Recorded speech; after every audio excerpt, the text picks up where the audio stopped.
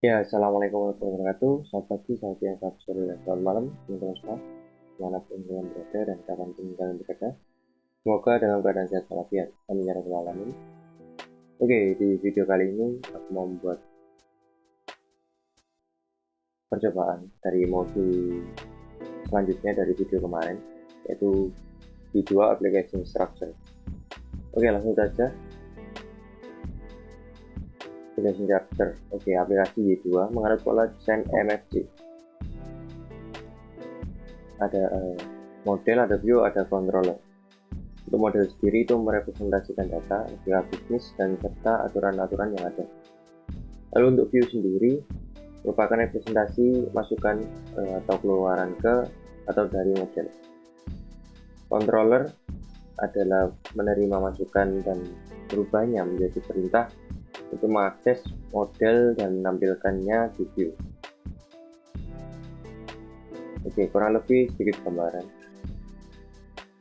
Akan kita print gitu.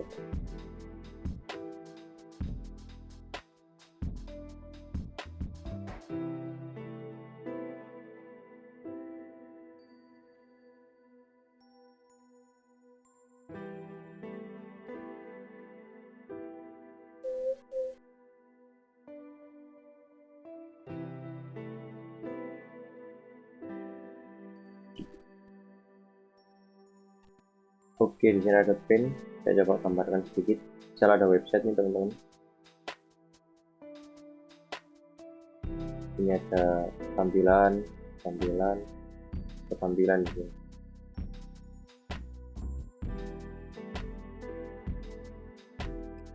Oke, misal ada sebuah website. Ini adalah website sekolahan gitu. Sekolah. Dan ini adalah data guru. Ini adalah data siswa. Dan ini adalah nilai berapa itu. Oke, untuk MFC sendiri itu kurang lebih ya. M-nya kan model, B-nya kan MXF.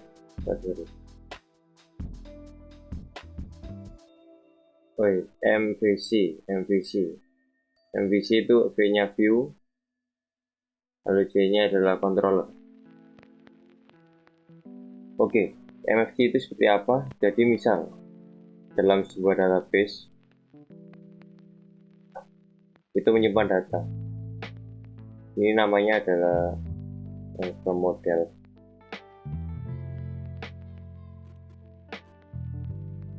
Lalu di sini ada user, teman-teman. User.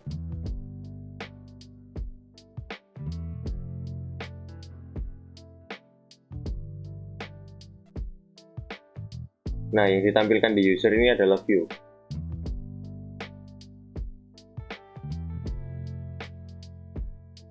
Lalu controller itu yang seperti apa? Controller itu misal nih yang dibutuhkan atau yang di-requestkan oleh user atau yang ditampilkan di view.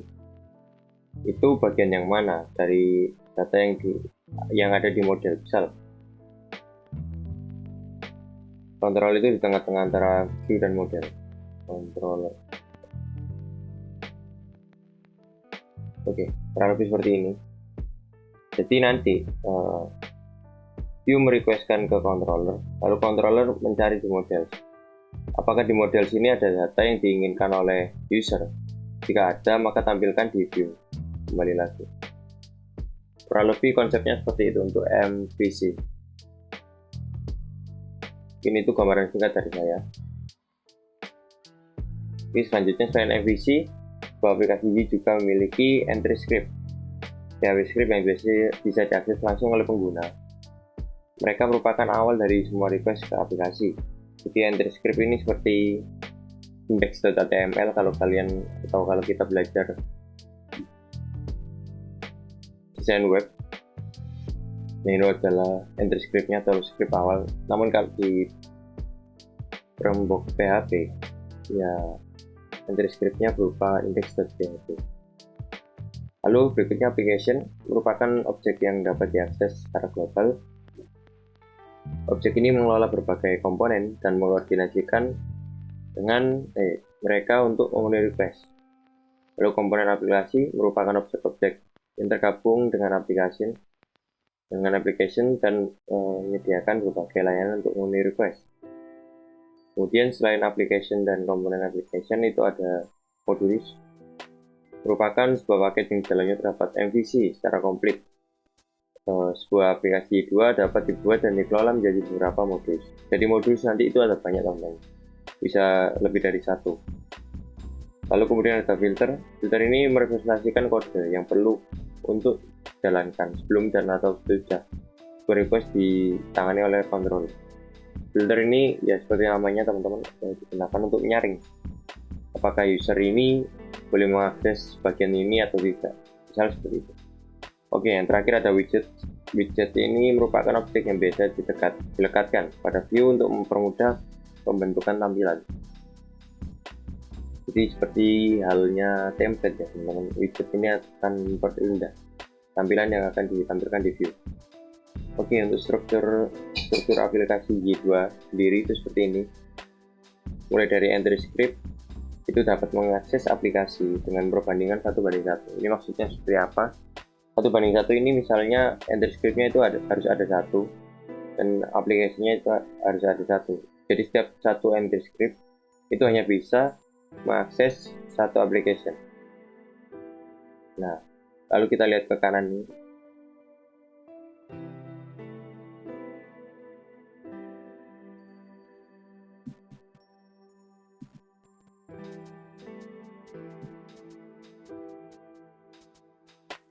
Oke, kita lihat ke kanan. Kanan ini ada 0 sampai tak hingga, 0 sampai bintang. Itu maksudnya apa? Nah, itu sebuah aplikasi itu tidak memiliki application komponen, atau bahkan bisa memiliki lebih dari satu application komponen. Lalu kalau kita berjalan ke bawahnya, kita berjalan ke kiri, itu sebuah application bisa saja tidak memiliki modul, namun bisa juga memiliki banyak modul. Dan untuk modul sendiri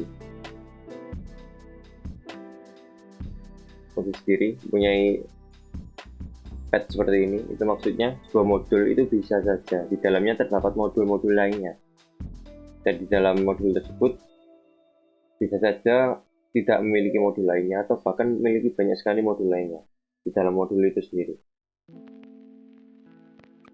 Oke, kurang lebih seperti itu. Lalu kalau kita ke bawah ini ada, nah, sebuah aplikasi itu minimal memiliki satu controller, tidak boleh kosong. Jadi satu aplikasi memiliki satu controller. Bahkan sebuah aplikasi juga bisa memiliki lebih dari satu controller dengan melihat tanda yang seperti ini.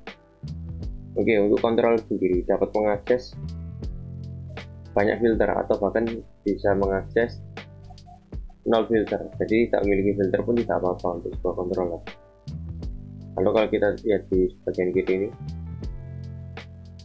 sebuah modul dapat mengakses 0 sampai tak hingga controller.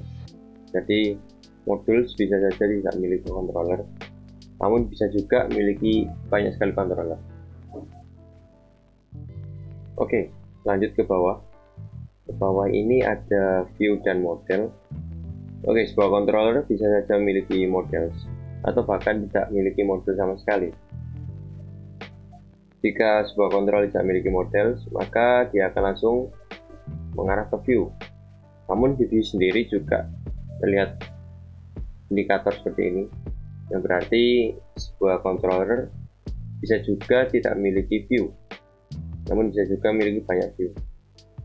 Karena controller sendiri itu setnya bisa langsung tampilkan ke user, itu seperti itu. Dan di view sendiri ini kita lihat ada hubungannya dengan model. Sebuah view bisa mengakses banyak model, atau bahkan tidak memiliki model sama sekali. Lalu untuk di view sendiri itu dapat mengakses widget, bisa mengakses banyak widget atau bahkan tidak memiliki widget sama sekali. Begitu juga hubungan antara view dan juga aset bundle, dimana kalau kita tahu aset bundle ini merupakan ya seperti template yang akan memperindah tampilan pada view. Lalu yang terakhir itu di bagian bawah sini, sebuah widget itu bisa juga memiliki sebuah aset bundle atau bahkan tidak memiliki aset bundle sama sekali. Oke, kurang lebih seperti itu penjelasan dari struktur aplikasi Y2.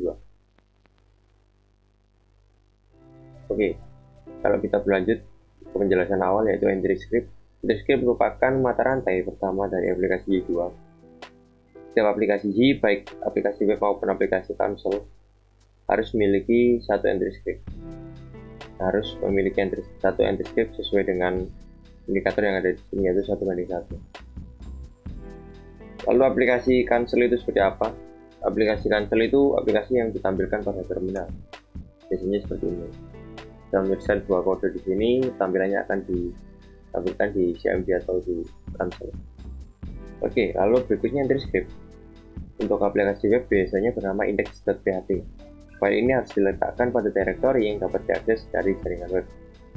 Aplikasi yang dapat diakses, directory yang dapat diakses dari jaringan web itu ada di web, teman-teman.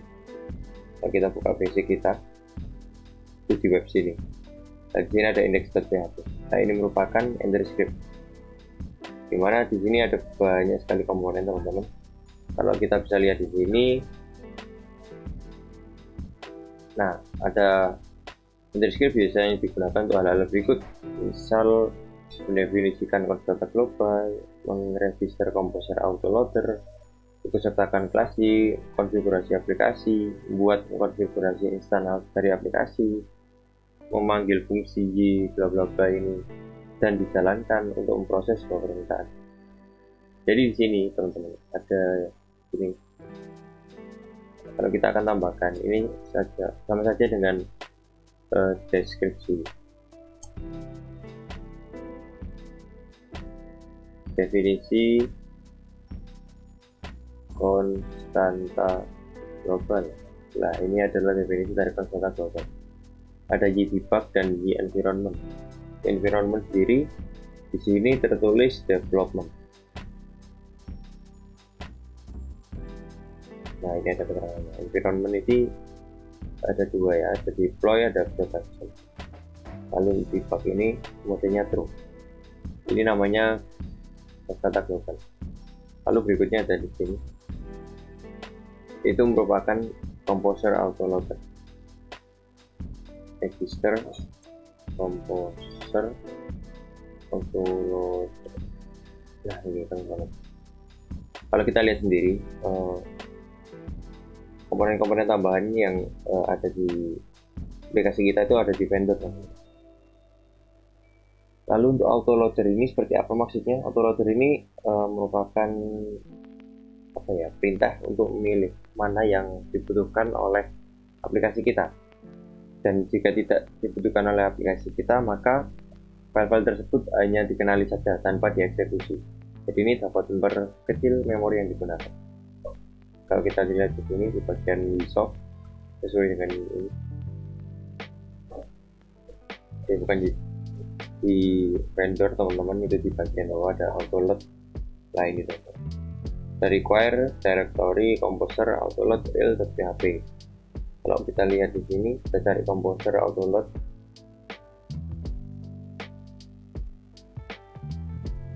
Nah di sini autoload.php. Autoload real. Nah ini isi filenya teman-teman. Dan di sini juga autoload banyak sekali. Oke, kurang lebih seperti itu. Berlanjut, yaitu ada konfigurasi aplikasi.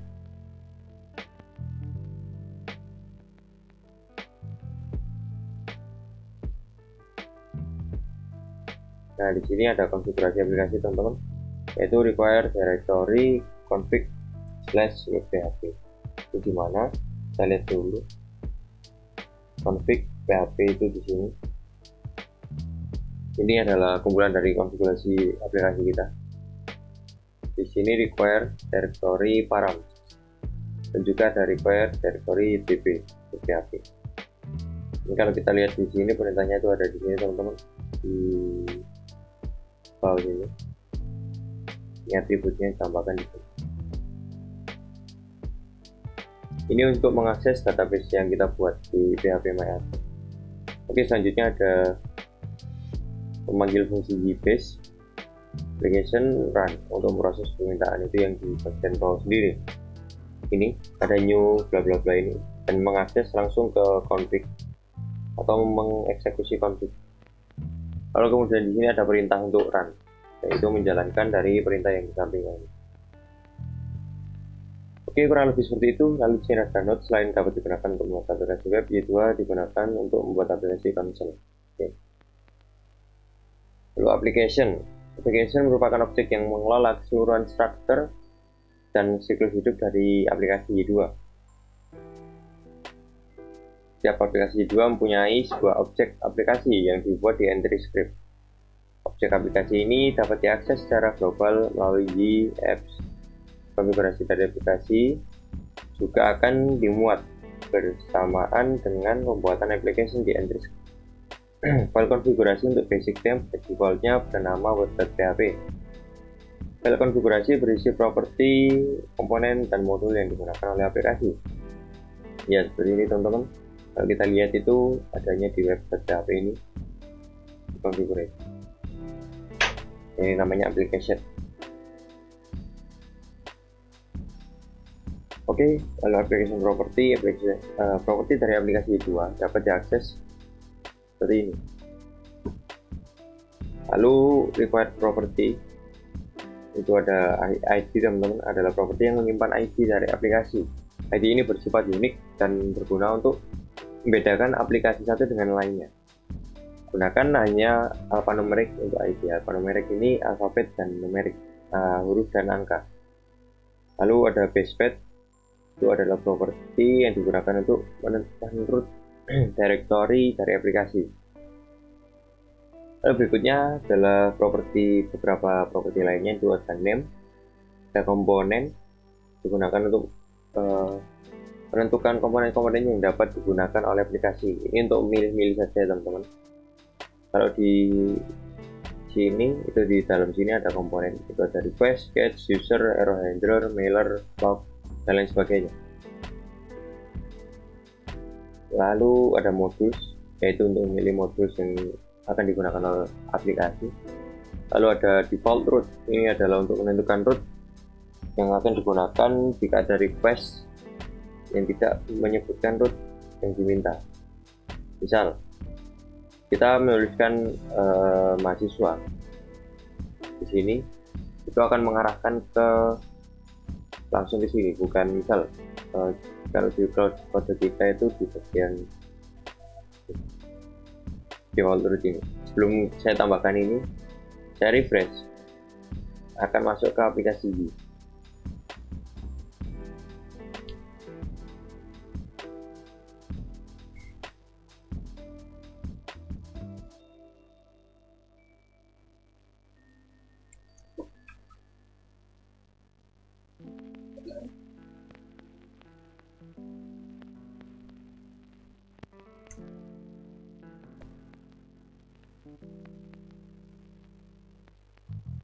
Nah, tanpa kita menuliskan actionnya, kita langsung diarahkan ke index. Itu folder itu. Lalu ada property name ya teman. Nah, property name itu yang ada di bagian sini. Itu kalau kita lihat di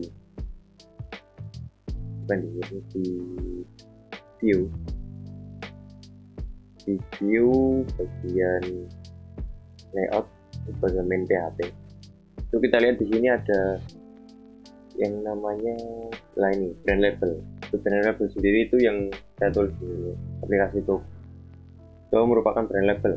Kita bisa merubahnya di web.php. Di kita tambahkan atribut name, lalu misal kita rubah aplikasi perpustakaan seperti ini, maka ini akan berubah teman-teman. Nah, aplikasi perpustakaan.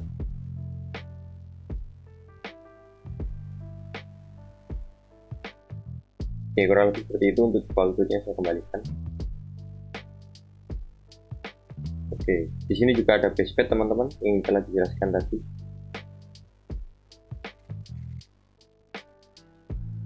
Oke, lanjut.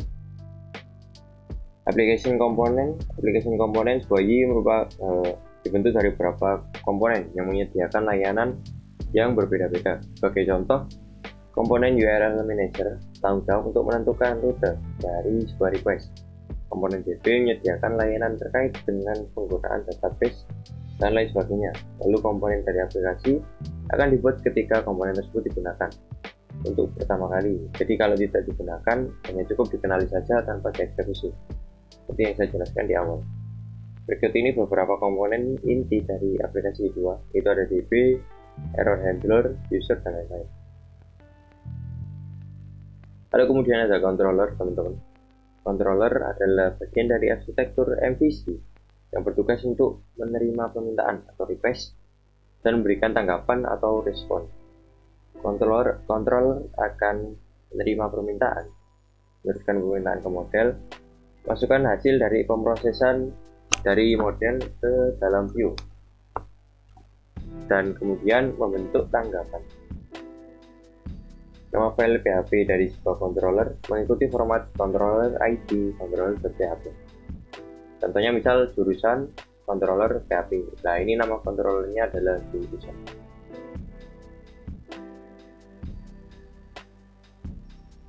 Oke, lanjut. Ada controller action teman-teman.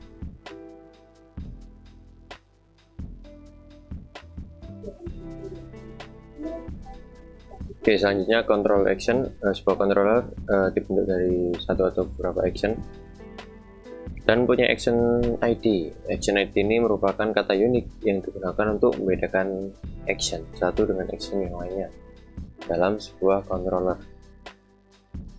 Oke, action ID ditulis dalam format action ID. Contoh action create. Di sini action adalah indikator kalau ini action, lalu create itu untuk action ID-nya. Pengguna dapat mengakses action dari controller menggunakan root dengan format controller ID/action ID. Misal contohnya seperti ini. Kita mau mengakses mahasiswa /misal index. Nah, mahasiswa di sini adalah controllernya. Kemudian action index ini merupakan action ID-nya. Oke, lanjut. Secara default action index akan dipanggil jika dalam request hanya menyebutkan nama controller saja tanpa nama action. Jadi misal kalau kita tidak menuliskan index, kan hasilnya sama seperti ini. Misal kita coba buka yang create. Nah, kalau kita menuliskan yang tanpa action ID, nanti keluarnya sama dengan index. Oke, selanjutnya action default dapat diganti melalui properti default action.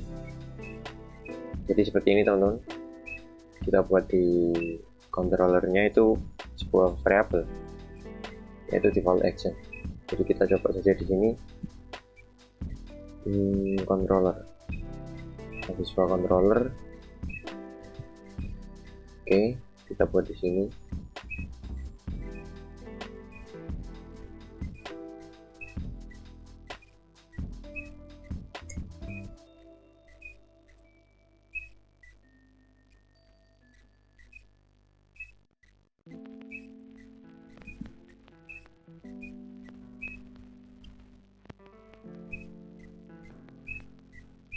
Kita simpan, lalu kita coba di sini.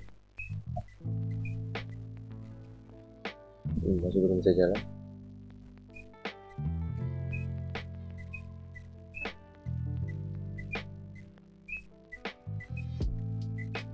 Oke, coba lagi. Nah, defaultnya berubah menjadi create teman-teman, bukan ke index lagi.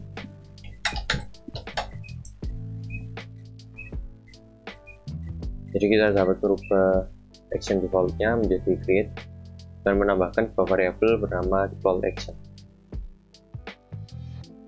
Oke, kita berlanjut. Controller best practice. Di dalam aplikasi yang didesain dengan baik, sebuah controller biasanya berukuran sangat kecil dan untuk setiap actionnya berisi hanya beberapa baris kode saja. Kalau kita perhatikan di sini di controller mahasiswa, itu tiap actionnya itu cuma berisi sedikit saja baris, tidak terlalu rumit dan tidak terlalu banyak. Lalu secara garis besar dapat disimpulkan bahwa controller dapat mengakses permintaan atau request seperti HTTP headers, cookies, request parameter, dan lain-lain. Dapat memanggil metode dari models atau dari komponen lain dan menggunakan views untuk membentuk response. Seharusnya tidak memproses data permintaan karena proses data itu hanya dilakukan di model, lalu tidak menyertakan kode HTML karena kode HTML sebaiknya diletakkan pada view.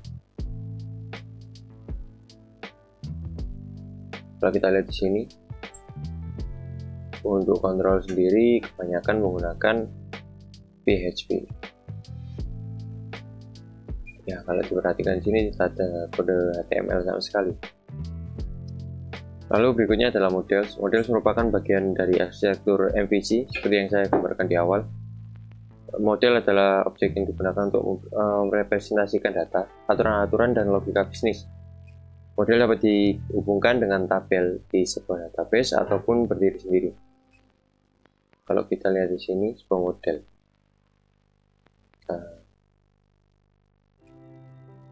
lihat model di sini.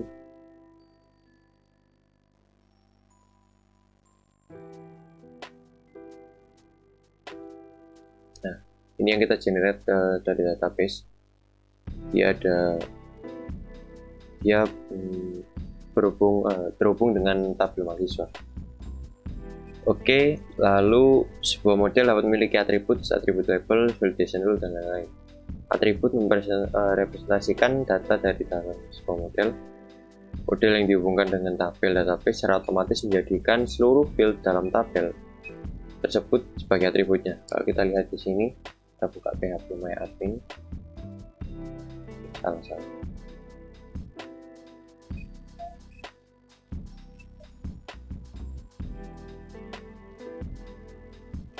Local host slash.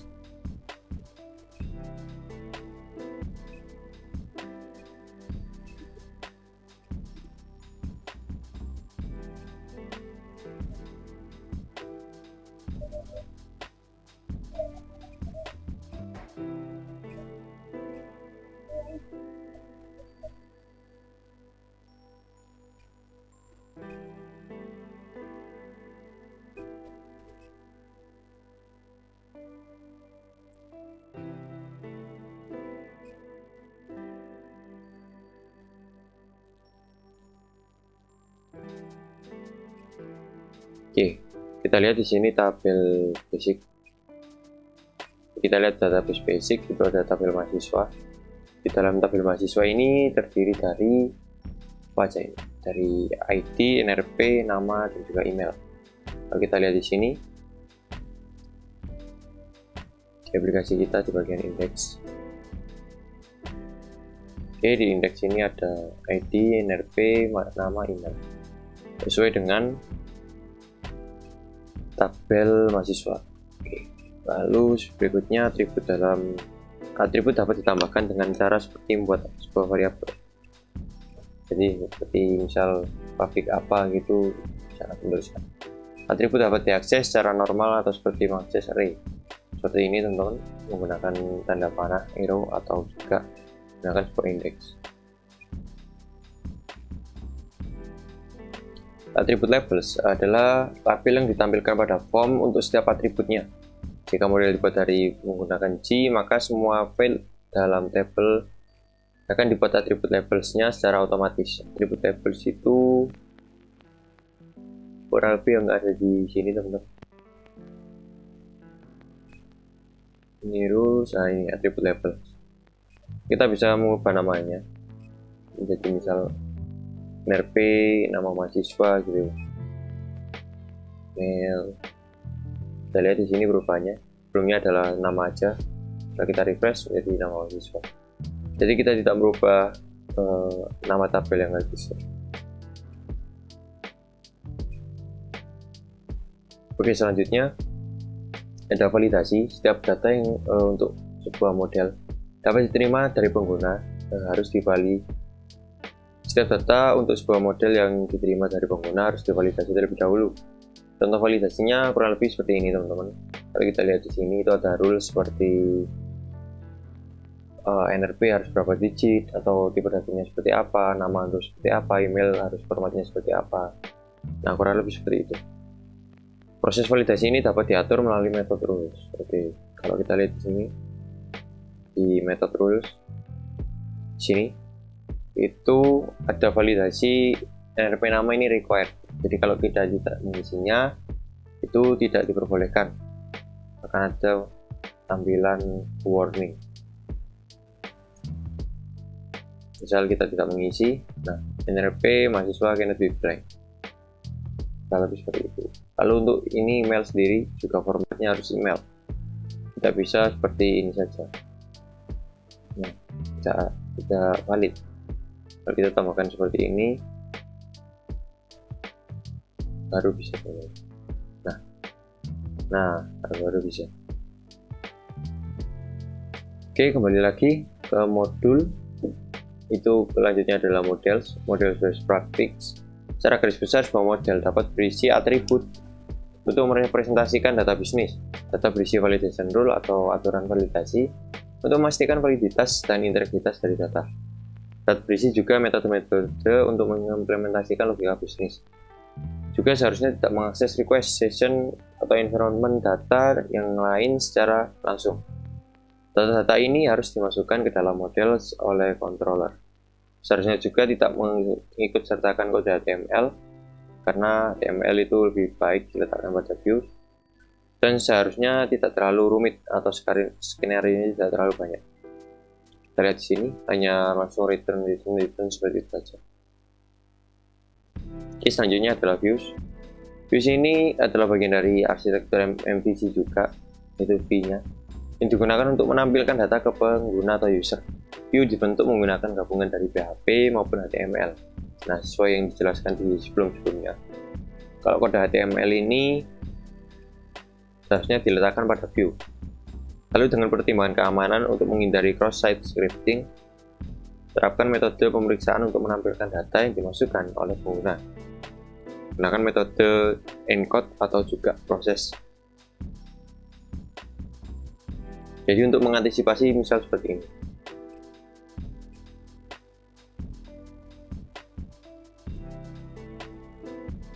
Misal di nama mahasiswa.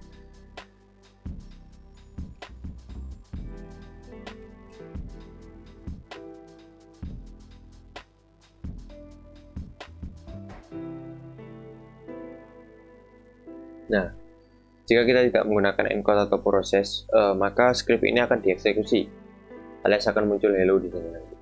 Namun ketika kita sudah menggunakan yang namanya encode, itu hanya ditampilkan seperti ini. Lalu views, sebuah view dapat dirender, dipanggil dari controller. Dari controller, sebuah view dapat dipanggil dengan salah satu metode berikut.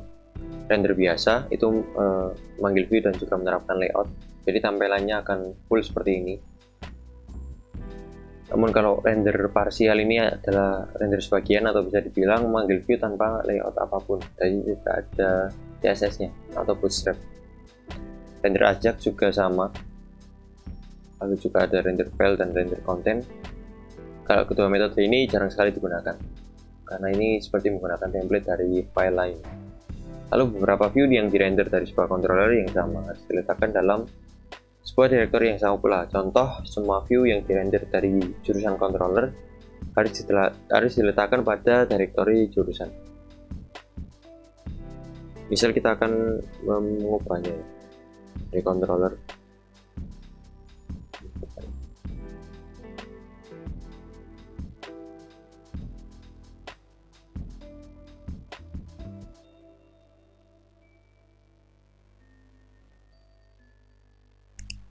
Di sini saya akan buka index.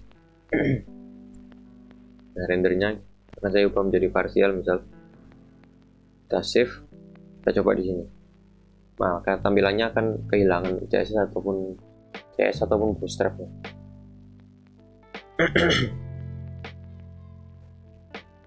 Jadi kita kembalikan lagi aja. Oke. Lalu selanjutnya sudah selesai, langsung lanjut ke layout.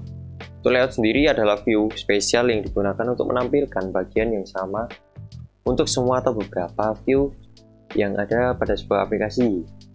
Secara default terdapat sebuah layout dengan nama main PHP. Tampilan umum yang dimunculkan pada setiap halaman dari sebuah aplikasi seperti menu diletakkan pada file PHP. Jadi kalau kita lihat di dalam layout, bagian view layout main PHP ini, nah ini yang akan ditampilkan di layar. Kita dapat merubah atau mengeditnya di sini semua.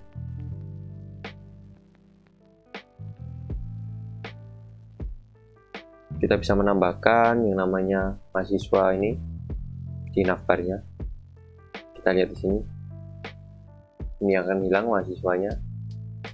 Ketika kita tambahkan ini, label mahasiswa dengan URL merujuk ke mahasiswa index, maka akan muncul menu di navbar ini. Nah, seperti ini. Ketika diklik akan merujuk ke mahasiswa index. Lalu berlanjut untuk filter. Filter merupakan sebuah objek yang dieksekusi sebelum dan atau sesudah action pada controller. Filter ini juga dapat digunakan dengan meletakkannya di dalam metode behaviors. Kalau kita buka di controller, teman-teman,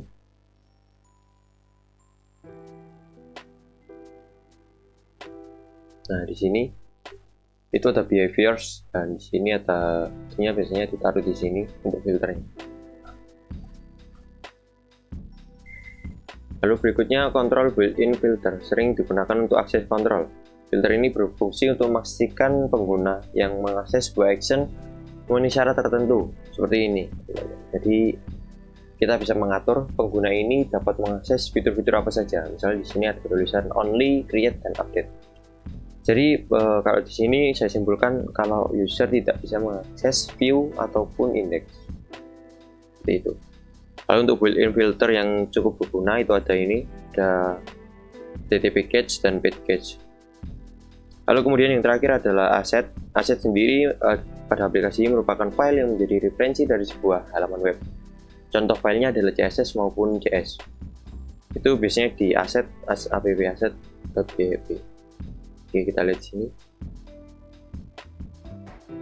Asset. Nah, ada di sini teman-teman.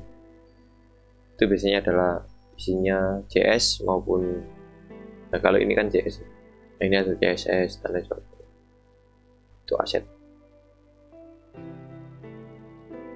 Untuk dapat digunakan sebuah aset harus diletakkan pada direktori yang dapat diakses dari internet, yaitu diletakkan pada folder web, teman-teman.